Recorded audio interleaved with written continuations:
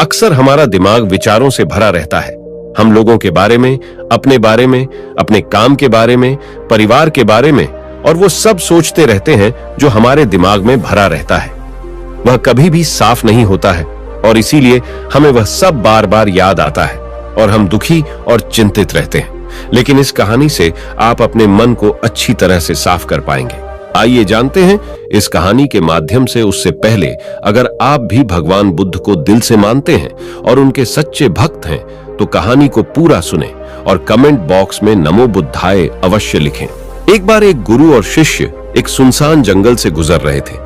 तभी शिष्य अपने गुरु से एक सवाल करता है, गुरुजी, ऐसा क्या होता है कुछ लोगों के पास कुछ भी नहीं होता लेकिन फिर भी वो सुखी रहते हैं, आनंद में रहते हैं, और कुछ लोगों के पास सब कुछ होते हुए भी उदासी उनके चेहरे से साफ दिखाई देती है। गुरु ने एक मुरझाए हुए फूल की तरफ इशारा करते हुए अपने शिष्य से कहा कि यह सोचने की और समझने की बात होती है। अगर ये फूल ये सोचेगा कि मैं कल मुरझा गया था या फिर ये सोचेगा कि मैं भविष्य में फिर से मुरझा जाऊंगा तो ये कभी भी खुलकर पूरे तरीके से खिल नहीं पाएगा। अपने सुंदर स्वरूप में यह कभी भी आ नहीं पाएगा और अपनी खुशबू से इस प्रकृति में बिखेर नहीं पाएगा। उसी प्रकार इंसान अपने अतीत की यादों में खोया रहता है या फिर अपनी भविष्य की कल्पनाएं करता रहता है। भविष्य के दुखों के बारे में सोचता रहता है या भूतकाल में जो उसके साथ बुरा घटित हुआ है उसके बारे में सोच सोचकर वो अपने भविष्य के लिए चिंतित होता रहता है। तो ऐसा मनुष्य जीवन में कभी भी सुख अनुभव नहीं कर सकता। ये समझने की बात होती है कि जीवन हमेशा वर्तमान में होता है। अतीत और भविष्य की कल्पनाएं हमेशा मनुष्य को मृत्यु की तरफ लेकर जाती हैं। इसलिए यह जरूरी हो जाता है कि जिस प्रकार हम अपने शरीर की देखभाल करते हैं उसे बीमारियों से दूर रखने के लिए उसकी अंदर से गंदगी भी साफ करते रहते हैं, उसी प्रकार समय समय पर हमें अपने मन और मस्तिष्क की भी गंदगी साफ करते रहना चाहिए, उसकी धुलाई करते रहना चाहिए। इससे आपकी बुद्धि की क्षमता तो तेज होगी ही होगी, साथ ही साथ आप हमेशा आनंद में रहने का रहस्य जान पाओगे। शिष्य ने सवाल किया कि गुरुदेव, इससे पहले कि हम मन और मस्तिष्क पर चर्चा शुरू करें, इससे पहले मैं ये जानना चाहता हूं कि जिन लोगों के पास सब कुछ होता है वो दुखी क्यों रहते हैं और जिन लोगों के पास कुछ भी नहीं होता अक्सर वो आनंद में क्यों होते हैं? ये रहस्य क्या है?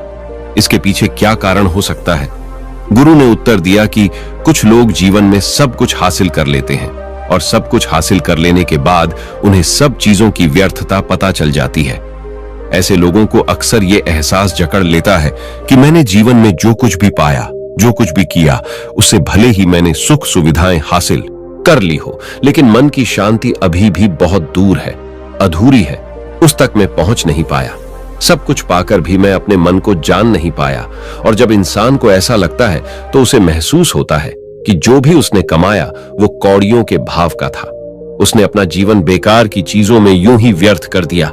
और वहीं पर जिस इंसान के पास जीवन में कुछ भी नहीं होता है उसके पास एक उम्मीद होती है, उस सब कुछ पाने की लालसा रखता है और वही लालसा, वही इच्छा उसको जीवन में खुश रखती है, आगे बढ़ाती है, ऊर्जा से भरा हुआ रखती है।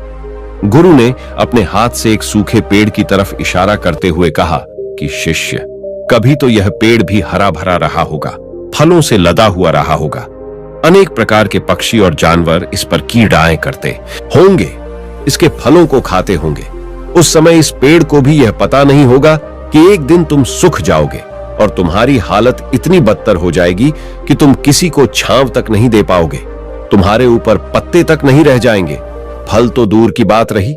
उसी प्रकार मनुष्य अपने जीवन की दौड़ में यह भूल जाता है कि जिस दौड़ में वह सबसे आगे निकलने की कोशिश कर रहा है उसका अंतिम चरण तो मृत्यु ही है। काश वो कभी इस दौड़ से अलग हटकर ये देख पाए कि इसका अंतिम चरण तुम्हें कहीं नहीं पहुंचाएगा, कि जिस दौड़ को वो सबसे आगे निकलकर जीतने के ख्वाब देख रहा है उसका अंतिम चरण मृत्यु ही है।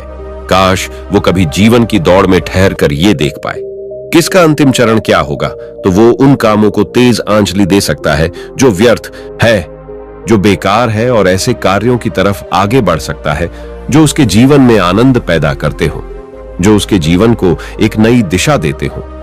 गुरु ने खुद की तरफ इशारा करते हुए समझाया कि एक योगी वो होता है जो जीवन की दौड़ में ठहर जाता है, जो ये समझ लेता है कि जीवन का अंतिम चरण तो मृत्यु ही है इसलिए वो जीवन में सुख सुविधाएं हासिल करने की बजाय खुद के मन और मस्तिष्क को एक नए आनंद की तरफ ले जाने का प्रयास करना शुरू कर देता है। शिष्य ने सवाल किया कि गुरुदेव, क्या एक ग्रस्त जीवन में जीने वाला मनुष्य उस आनंद की प्राप्ति नहीं कर सकता, और अगर कर सकता है तो उसे किस प्रकार शुरुआत करनी चाहिए? बिल्कुल कर सकता है, गुरुदेव ने उत्तेजित होकर उत्तर दिया। अगर सभी मनुष्य उस आनंद की प्राप्ति के लिए योगी बनने का निश्चय कर लें तो इससे तो प्रकृति का चलन ही रुक जाएगा। उसकी जो व्यवस्था है वो बिगड़ने लगेगी। एक सच्चा योगी अपने जीवन में खोज करता है और खोज करने के बाद वो ग्रस्त जीवन में किस प्रकार आनंद को प्राप्त किया जा सकता है वो तरीके सभी को बताता है, ताकि मनुष्य अपने ग्रस्त जीवन का पालन करते हुए उस आनंद की प्राप्ति भी कर सके। गुरु ने खुद को संबोधित करते हुए उत्तर दिया कि मैंने अपने जीवन में जो खोज की है उसके अनुसार मनुष्य को समय समय पर अपने मन और मस्तिष्क की सफाई करते रहना चाहिए। मनुष्य अपने शरीर पर तो ध्यान दे लेता है, लेकिन अपने मन और मस्तिष्क को वो भूल जाता है, उस पर कभी ध्यान नहीं देता, और उसी वजह से मन और मस्तिष्क बूढ़े होते चले जाते हैं। उनमें जवानी नहीं रह जाती, और जब उनमें जवानी नहीं रह जाती तो उनमें नयापन और ताजगी नहीं रह जाती, जिसकी वजह से एक इंसान उदासी से भर जाता है। मन और मस्तिष्क की गंदगी क्या होती है, पहले मैं तुम्हें यह बताता हूं। हर मनुष्य के जीवन में कुछ ऐसी घटनाएं घटती हैं जिनका उसके मनोमस्तिष्क पर बहुत गहरा असर पड़ता है। वो जीवन पर्यंत उन घटनाओं को भुला नहीं पाता है, और वही घटनाएं उसके मन में पूरी तरह से पक्की बैठ जाती हैं, जो उसके मन में गांठ पैदा कर देती है, और भविष्य में जब भी वो कोई काम करेगा तो ये घटनाएं उसको प्रभावित करेंगी, उसके विचारों को, उसके निर्णय को पूरी तरह से बदल कर रख देंगी। ऐसे मनुष्य की दृष्टि भी भ्रमित हो जाती है, वो सत्य स्वरूप को नहीं देख पाता, वो चीजों को उन घटनाओं से जोड़कर भ्रमित तरीके से देखता है।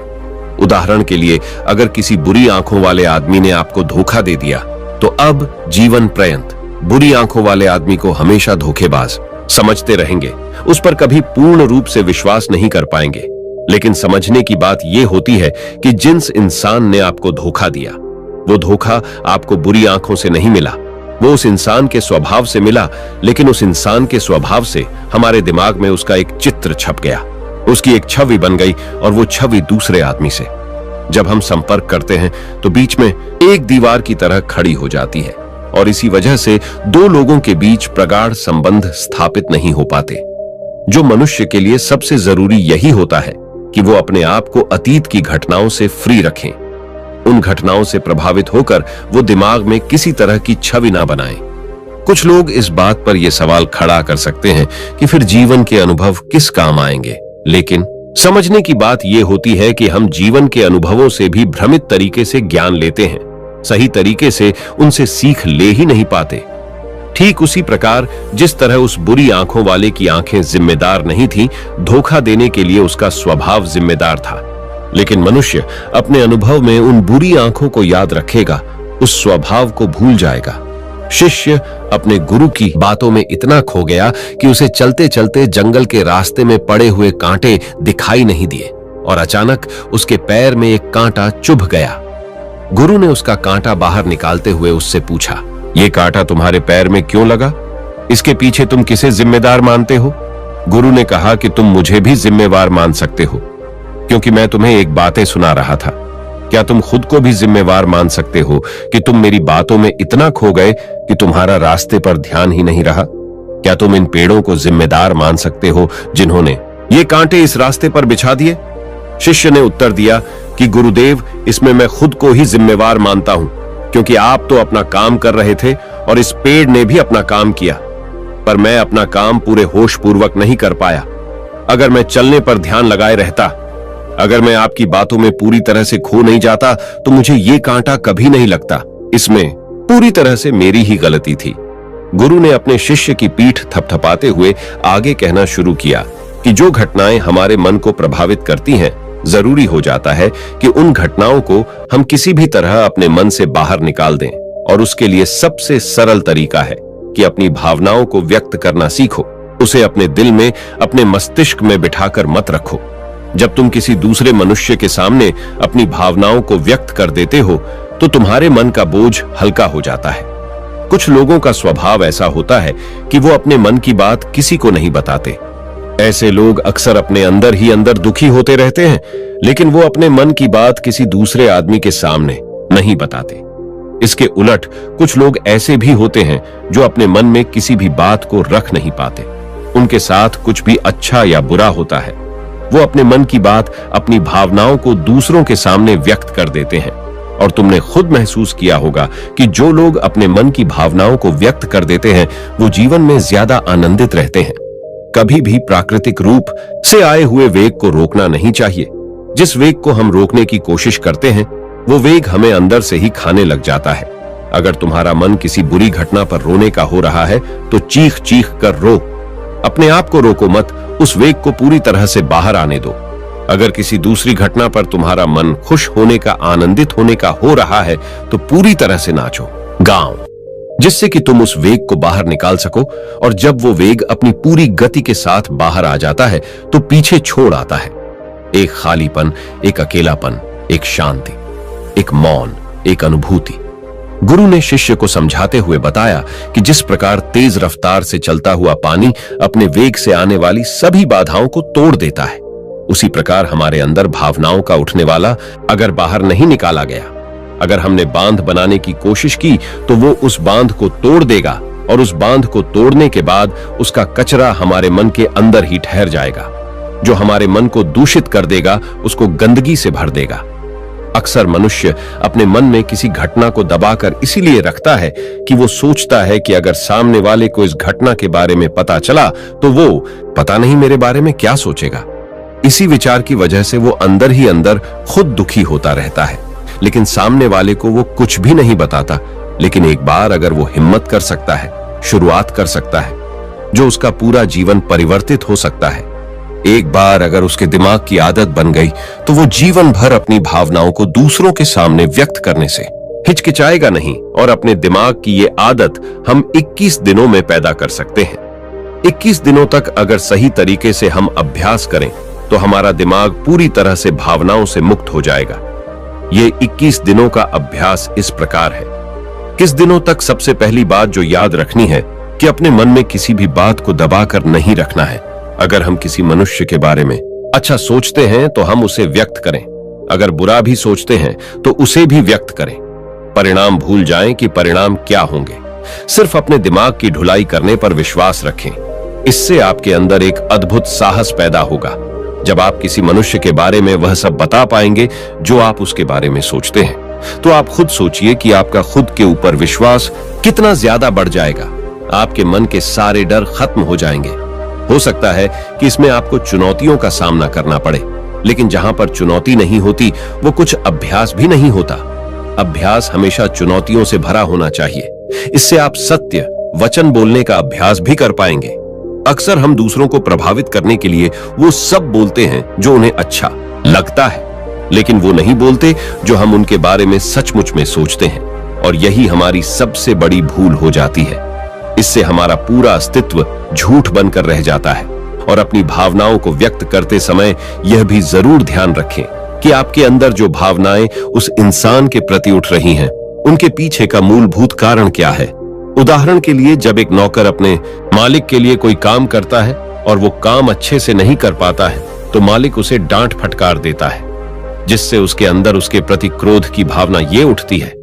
लेकिन समझने की बात यह होती है कि मालिक तो आपको कहेगा ही, वो तो डांटेगा ही। अगर आप काम अच्छे से नहीं करेंगे तो अगर आप काम अच्छे से कर रहे हैं और फिर भी आपका मालिक आपके साथ अच्छा व्यवहार नहीं कर रहा है, तो आप खुलकर अपने मालिक को अपनी भावनाएं व्यक्त कर सकते हैं, बिना ये सोचे कि इसका परिणाम क्या होगा। अगर आप इस भावना को उठाएंगे तो आप अपनी नजरों में खुद ही नीचे गिरने लग जाएंगे। आपका आत्मविश्वास बिल्कुल खत्म हो जाएगा। दूसरा अभ्यास जो तुम्हें 21 दिनों तक करना है वो ये है कि जो भी घटनाएं तुम्हारे साथ घटित होती हैं, कम से कम जीवन में एक इंसान ऐसा होना चाहिए जिसके सामने तुम अपने दिल की बात रख सको।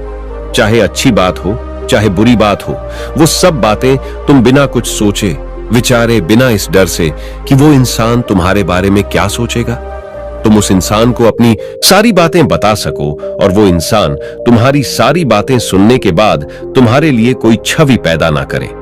ऐसे इंसान अपने जीवन में खोजो और उनके सामने अपनी सारी भावनाएं व्यक्त करने की कोशिश करो। दिन में जो कुछ भी घटित होता है, अच्छा लगता है, बुरा लगता है, किसी के प्रति आकर्षण होता है, उसको एक दोस्त की तरह बताने का प्रयास करो। इससे तुम्हें यह पता चल पाएगा कि तुम्हारा मन घटनाओं के प्रति किस प्रकार की भावनाएं पैदा करता है। तुम अपने मन को समझने में सक्षम हो पाओगे। जब तुम किसी दूसरे आदमी को ये सारी बातें बताते हो तो तुम खुद भी अपनी प्रतिक्रिया रोके उस घटना के प्रति तुम्हारा क्या रवैया रहा है, उसके प्रति खुद का आकलन भी कर पाते हो। और तीसरा अभ्यास जो तुम्हारे मन को खाली रखेगा वह है योग निद्रा का अभ्यास। ये चर्चा खत्म होते होते गुरु और शिष्य उस जंगल को पार करके अपने आश्रम में पहुंच चुके थे। दोस्तों, सच्ची श्रद्धा से कमेंट में नमो बुद्धाय जरूर लिखिएगा। इस वीडियो को लाइक करें तथा अपने दोस्तों के साथ शेयर करें और हमें सब्सक्राइब करना ना भूलें। और हाँ, इस वीडियो से कोई भी सवाल है तो आप कमेंट में पूछ सकते हैं। अगर कोई नहीं है तो आप कमेंट में नमो बुद्धाय लिखना ना भूलें, क्योंकि आपकी कमेंट से हमें वीडियो बनाने का मोटिवेशन मिलता है। धन्यवाद।